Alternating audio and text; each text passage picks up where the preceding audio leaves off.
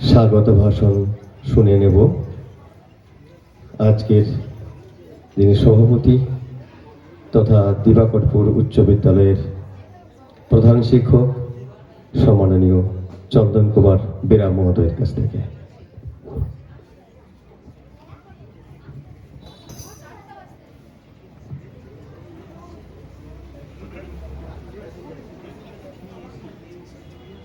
দিবাকরপুর উচ্চ বিদ্যালয়ের প্লাটিনাম জয়ন্তী উৎসব উদযাপনের উপলক্ষে আমরা শুরু করেছিলাম গত বছর 10ই জানুয়ারি। শুভ সমাপ্তি অনুষ্ঠানের আজকের উদ্বোধন সভায় উপস্থিত হয়েছেন উদ্বোধক সম্মাননীয় স্বামী সর্বপ্রদানন্দজি মহারাজ। তাকে আমার বিনম্র প্রণাম জানাই। আর একজন বিশিষ্ট প্রবীণ মানুষকে, যাকে আমাদের কাছে পাওয়াটাও খুব ভাগ্যের, আপনাদের সকলেরই পরিচিত, তিনি আপনার জন ময়না কলেজের প্রাক্তন অধ্যাপক, নরঘাট বিধানসভার প্রাক্তন বিধায়ক, আরও এছাড়াও পণ্ডিত প্রবর ব্রহ্মানন্দজি। আমরা আজকের এই সভায় আমার সভাপতি হওয়ার মতো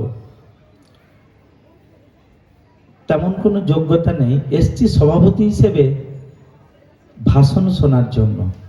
কেন আমার এই সুযোগ হয়েছে সভায় থেকে ওনাদের বক্তব্যটা শুনবো বলে।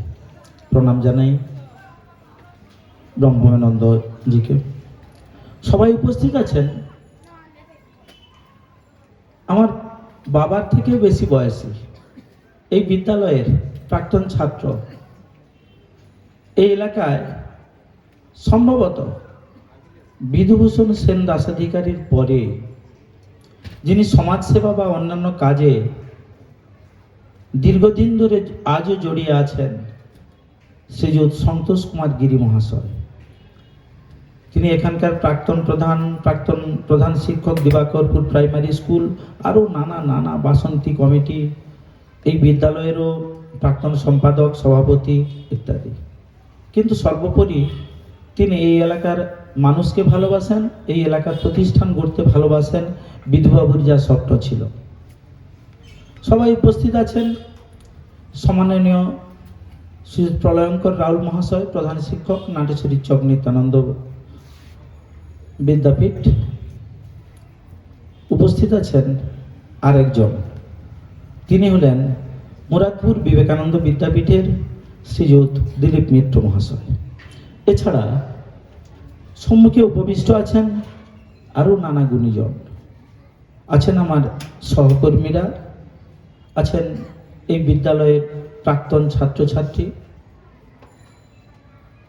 আছে আমার প্রিয় ছোট ছোট ছাত্রছাত্রীরা। সকলকে যথাস্থানে প্রণাম, শ্রদ্ধা, প্রীতি, শুভেচ্ছা, অভিনন্দন জানাই। কবিগুরুর সেই কথাটা বলতে হয়, আমার মাথা নত করে দাও হে তোমার চরণ ধুলার তলে, সকল অহংকার হে আমার ডুবাও চোখের জলে। আমাদের পূর্বপুরুষরা তারা যা করে গেছে, কি করে, কি ভাষায়, কিভাবে আমরা তা স্মরণ করব এবং কিভাবেই বা শ্রদ্ধা জানাবো, একমাত্র আমাদের চোখের জল ছাড়া আছে কি আমাদের? নতুন করে দেওয়ার মতো আমাদেরকে নিজেরাই গড়তে পারিনি, তাই আমাদের অক্ষমতা। ঝরে পড়ুক চোখের জলে সেই সমস্ত মানুষদের কাছে যারা সেই ঊনবিংশ শতাব্দীর পরে বিংশ শতাব্দীর 40-এর দশকে আমরা এই দক্ষিণবঙ্গের মানুষ হিসেবে কি না দেখেছি। 31, 32, 33-এ তিনজন জেলা শাসককে গুলি করে হত্যা করেছে আমাদের মেদিনীপুরেরই বিপ্লবীরা। আর একদিকে বীরেন্দ্রনাথ শাসমলের নেতৃত্বে কংগ্রেসের অসহযোগ আন্দোলন, লবণ সত্যাগ্রহ, আরো অনেক কিছু চলছে। দুটো ধারাই কিন্তু প্রবল। সেই সময় 1937-এ এই বঙ্গে নির্বাচন হলো। সেই নির্বাচনে কৃষক প্রজা পার্টির ফজলুল হক সরকার গঠন করলেন, আর কংগ্রেস ঝাঁপিয়ে পড়ল সমাজ গঠনের নানা দিকে। ঠিক সেই সময় প্রায় 1937 সালের দিকে এখানকার মানুষের চিন্তা ভাবনায় গড়ে উঠেছিল যে এখানেও শিক্ষার আলো আসুক। কত কত পূর্বে আমাদেরই পূর্বপুরুষরা, রায়পুর, দিবাকরপুর, বরাগুনি গ্রামের মানুষরা তারা ভেবেছিলেন যে আমাদের ভবিষ্যৎ প্রজন্মকে সুশিক্ষিত, সুরক্ষিত এবং সামাজিক করতে গেলে একটা বিদ্যালয়ের প্রয়োজন আছে। তাই তারা রায়পুর গ্রামের সাঁতরা পরিবারের বাগানে তৈরি করেছিলেন প্রথম বিদ্যালয়। তারপর 1939 সালে সেই বিদ্যালয়কে সরকারি স্বীকৃতি পাওয়ার জন্য চেষ্টা শুরু হলো। এলেন ধনেশ্বরপুর থেকে সুধাংশু শেখর জানা বাবু বলে একজন মাস্টার মশাই, তিনি হেডমাস্টার। তারই চেষ্টায় 1941 সাল থেকে কাগজপত্র চালাচালি করে, মানে এই বিভিন্ন জায়গায় তদারকি করে আমরা 1943 সাল থেকে Dibakarpur ME school, middle English school হিসেবে স্বীকৃতি পাই, চলছিল। তারপরে এলেন বিধুবাবু, বিধুভূষণ সেন দাসাধিকারী, এই এলাকার ভূমিপুত্র। দ্বারিকানাথ সেন মহাশয়ের সুযোগ্য পুত্র। তার পরিবারের সকলেই তাকে সমর্থন করেছিলেন, আর সমর্থন করেছিলেন তারই পরিচিত বন্ধু বান্ধবেরা। একত্র মিলে ওইখান থেকে, রায়পুরের ওই বাগান থেকে স্কুল বাড়িটি উঠে চলে এলো আমাদের বর্তমান বিদ্যালয়ের পূর্ব পাশে যে পুকুরটি আছে তার পূর্ব পাড়ে। মাটির দেওয়াল এবং চালাঘরে বিদ্যালয়টি প্রতিষ্ঠিত হয়ে চলতে থাকে। তারপর আমাদের ভারতবর্ষ স্বাধীন হলো।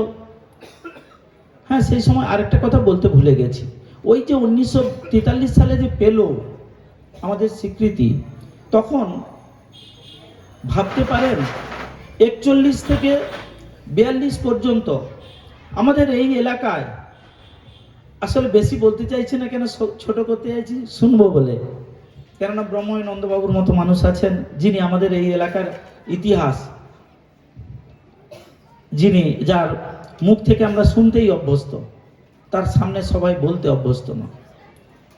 সেই 1942 সালে কতগুলো ঘটনা ঘটলো পরপর করে। এক, দুর্গাপুজোর সময় 49-এর বন্যা। দ্বিতীয়, তারপরে কি তাম্রলিপ্ত জাতীয় সরকার গঠন। বন্যা এবং জাতীয় সরকার গঠনের ওই সময়ে এখানে ভয়ঙ্কর সেই বন্যার দাপটে মহামারী, মানুষ খেতে পাচ্ছে না, মারা যাচ্ছে। তারপরে তাম্রলিপ্ত জাতীয় সরকার গঠনের যে উন্মাদনা, তার ব্রিটিশের অত্যাচার, কি না হয়েছে। আর তখন দ্বিতীয় বিশ্বযুদ্ধ চলছে। এই রকম একটা ভয়াবহ পরিস্থিতিতে মানুষ বাঁচবে কি করে তার চিন্তায় নিমগ্ন। আর এই এলাকায় আমাদের পূর্বপুরুষরা গড়ে তুললেন একটা শিক্ষায়তন। তাদের তিল তিল করে জমানো অর্থ, তাদের ঘাম, রক্ত সব দিয়ে গড়ে তুললেন। আমরা তাদের অবদান কোনোভাবেই, আমরা তাদের ঋণ কিভাবে শোধ করব? আমরা কি এমন হতে পেরেছি, কি এমন করতে পেরেছি যে তাদের সেই স্বপ্নকে আমরা বাস্তবে রূপ দিতে পারবো? তবু চলার পথে আমাদের কিছু গর্ব আছে। কিছু করতে পেরেছি, অনেক কিছু করতে পারিনি। সেই স্বপ্ন দেখতে দেখতে আমরা 1949 সালটাকে ভিত্তিবর্ষ ধরে 10ই জানুয়ারি আমাদের এই বিদ্যালয় দিবাকরপুর HE বিদ্যালয়ে হিসেবে স্বীকৃতি পায়। 1/1/1952 থেকে হাই ইংলিশ স্কুল হিসেবে স্বীকৃতি পায় এবং সেই দিনটিকে ধরে 10ই জানুয়ারি 1949 এই দিনটিকে ধরে যে এই বিল্ডিংটা শুরু হয় সেদিনকে ধরে 75তম বর্ষ উদযাপন আমরা করছি।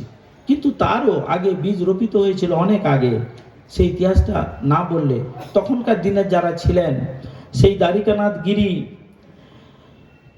বেচারাম মাইতি, গজেন্দ্রনাথ সাঁতরা, মধুসূদন জানান, দ্বারিকানাথ সেন, ক্ষীরোদচন্দ্র মণ্ডল, গিরিশচন্দ্র নায়ক, রামকৃষ্ণ সাঁতরা, এরা তারপরে 45 থেকে 48-এর মধ্যে আরো অনেকে এলেন এবং পরপর করে যাদের অক্লান্ত পরিশ্রমে, দানে, ঘামে, রক্তে, চেষ্টায় নলিনীকান্ত বেরা, অমূল্যরতন সেন, দুর্যোধন বেরা, নীলমণি দাস, ইন্দ্রনারায়ণ সাঁতরা, ক্ষীরোদচন্দ্র মণ্ডল, কেদারনাথ তালধি, রাখালরাজ সাঁতরা, মহেন্দ্রনাথ গিরি, সারদা পড়ুয়া, কালাচাঁদ বেরা, স্নেহবালা পাল, অঘরচন্দ্র পাল, গুণধর পাল, প্রয়াত কিনু খান, রাখালচন্দ্র বাগ, রাখালচন্দ্র জানা, ভীমচরণ কয়াল, কালীপদ নায়েক, প্রয়াত গোলাম মোহাম্মদ, ভূষণচন্দ্র জানা, অনিল কুমার মাইতি, পঙ্কজ কুমার সাঁতরা পরবর্তীকালে অবশ্যই, এছাড়া ভগবানপুরের কুড়ালবালের মাইতি পরিবার এবং আরও অনেকের নাম আমি হয়তো বলতে পারলাম না, যাদের অবদান ছিল এখানে, তাদের পরিবার আমাকে ক্ষমা করবেন। কিন্তু সেই মানুষগুলো ছিলেন, তখনকার দিনে সেই মাস্টারমশাইরা ছিলেন। আমি আশা করছি আগামীকাল হয়তো আমি একটা ডিসপ্লেতে দেখাতে পারবো আমাদের শুরু থেকে শেষ পর্যন্ত কত কত মাস্টারমশাই ছিলেন, যাদের দীপ্ত পদচারণায় এই বিদ্যায়তনের মাটি গর্বিত হয়েছে। ছাত্র তৈরিতে যারা নিরলস ছিলেন, এখানে থেকে নিজেদের পরিবার ভুলে, পরিজন ভুলে তারা এই এলাকার মানুষ, ছাত্রদেরকে মানুষ করার জন্য আপ্রাণ চেষ্টা করেছেন। আমরা অনেকেই মানুষ হয়েছি, আজও স্মৃতিতে অমলিন তাদের কথা। আমরা সেই লিস্টটা হয়তো আগামীকাল এখানে লাগাতে পারবো। তাদের কাছে আমাদের কৃতজ্ঞতা স্বীকার করি। সেই সঙ্গে সঙ্গে 1951 সাল থেকে আমাদের যে যাত্রা শুরু হলো, দিবাকরপুর এইচই হাই স্কুল থেকে দিবাকরপুর হাই স্কুল, 1958 সাল থেকে এটা সহশিক্ষা অর্থাৎ কোয়েড, ছেলেমেয়েরা একসঙ্গে পড়বে, তার অনুমোদন পাওয়া গিয়েছিল, আজও চলছে। 1961-তে আমরা পেলাম আর্টস, কলাবিদ্যা পড়ানোর জন্য, 62-তে পেলাম বিজ্ঞান শাখা এবং 65-তে পেলাম বাণিজ্য শাখা অর্থাৎ কমার্স পড়ানোর জন্য, চলছিল। ছন্দপতন হলো মধ্যশিক্ষা পর্ষদের একটি নির্দেশিকায় 1974 থেকে 76 এই সময়কালে তখনকার উচ্চতর বিদ্যালয় থেকে আবার উচ্চ বিদ্যালয়ে রূপান্তরিত হলো। তারপরে 2003 সালে পুনরায় আমরা হায়ার সেকেন্ডারি সূচনা হলো এখানে, প্রথমে আর্টস আর 2010-11 সালে হায়ার সেকেন্ডারি। এই আমাদের বিদ্যালয়ের অনুমোদন এবং তার উত্তরণের কাহিনী। কিন্তু আড়ালে থেকে গেছে সেই সব মানুষরা যাদেরকে আমরা আজও ঠিকভাবে প্রচার করতে পারিনি, যাদের কথা, যাদের পরিবারের সেই দান আমরা ঠিকমতো স্মরণ করে তাদেরকে যত্ন করা, তাদেরকে সম্মান দেওয়া, সেটাও হয়তো আমরা করতে পারিনি ঠিকভাবে। কেন তারা না থাকলে আজকের এই বিদ্যায়তন, এত বড় বিল্ডিং, আমরা কোথায় যেতাম, কোথায় হারিয়ে যেত? এত যে কৃতি ছাত্র ছাত্রী তৈরি হয়েছে, তারা বা কিভাবে হতো? অনেক দূরে দূরে স্কুল, সেখানে যেতে হতো। তাই এইটুকু বলতে পারি যে এই দিবাকরপুর হাই স্কুলে আমাদের দিবাকর অর্থাৎ সূর্য, সূর্য যেমন অন্ধকার দূর করে, তেমনি শিক্ষার আলোয় মানুষের অন্তর্লোক আলোকিত হয়। সূর্য জড়তা, অলসতা এগুলোকে দূরীভূত করে প্রাণচঞ্চলতায় ভরিয়ে দেয়। দিবাকরপুর উচ্চ বিদ্যালয় আমাদের সেই পূর্বপুরুষের স্মৃতি বিজড়িত, তাদের স্বপ্ন।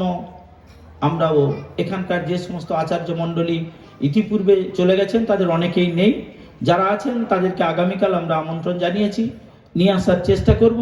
আর আছেন এই বিদ্যালয়ের অসংখ্য কৃতি প্রাক্তন ছাত্রছাত্রী, তাদেরকেও আমরা এখানে আনার চেষ্টা করেছি। আমাদের আমন্ত্রণ নিমন্ত্রণে অনেক ত্রুটি আছে, প্রায় 20,000-এর বেশি ছাত্রছাত্রীর তালিকা আমরা কমপ্লিট করে উঠতে পারিনি, পৌঁছাতে পারিনি অনেকের কাছে। যাদের কাছে পৌঁছাতে পেরেছি তার জন্য আমি কৃতজ্ঞতা জানাই। আমাদের কতিপয় প্রাক্তন ছাত্রছাত্রী, আমাদের বিদ্যালয়ের শিক্ষক শিক্ষিকা মণ্ডলী, তাদের পরিশ্রমে আমরা কিছু জনকে জানাতে পেরেছি, পারিনি অনেক জনকেই। জানানোর কৃতিত্বটি আমাদের এই প্লাটিনাম জুবিলি উদযাপন কমিটির, আর অক্ষমতাটি সেটি কেবলই আমার। তাই আপনারা যারা খবর পেয়েছেন তারা অন্যদেরকে একটু জানান, আর যারা পাননি আমার ত্রুটি মার্জনা করে আপনারা এই বিদ্যা মন্দিরে আসুন। এই বিদ্যা মন্দির আপনাদেরই, এই বিদ্যা মন্দির আপনাদের জন্যই ছিল, আছে, ভবিষ্যৎ প্রজন্মের জন্য থাকবে। আপনারা এই বিদ্যালয়কে না দেখলে কে দেখবে? সেই আহ্বান জানিয়ে এই এলাকার সকল মানুষের কাছে আবারও জানাই, আপনারা আসুন আমাদের এই বিদ্যালয় প্রাঙ্গণে। আজও এখানে সেই সকল শিক্ষক শিক্ষিকা যারা আমাদের মধ্যে নেই, তাদের অমর আত্মার যে স্পন্দন আমরা অনুভব করি। তারা এই মাটিতেই বিচরণ করেছিলেন, সেই পবিত্র মাটি আজও আছে এই বিদ্যালয়ে। সেই পবিত্র মাটিতে আমরা মিলিত হয়ে আসুন আমরা একসঙ্গে শপথ নেই। এই বিদ্যালয়ে, দিবাকরপুর উচ্চ বিদ্যালয়ে সূর্য যেমন তার আলোক রশ্মি ছড়িয়ে প্রাণ চঞ্চলতার সৃষ্টি করে, নতুন জীবন দেয়, নতুন করে পৃথিবীকে গড়ে তোলে। আসুন দিবাকরপুর উচ্চ বিদ্যালয় যেন এই এলাকার সকল মানুষের সকল অজ্ঞানতা দূর করে তাদেরকে প্রকৃত মানুষ করে সমাজের উপযুক্ত করে যেন গড়ে তুলতে পারে। তাই আপনাদের আশীর্বাদ, ভালোবাসা, প্রীতি, শুভেচ্ছা, আন্তরিকতা একান্তভাবে কামনা করে আমি আমার এই প্রারম্ভিক ভাষণ এখানেই সমাপ্ত করছি। নমস্কার।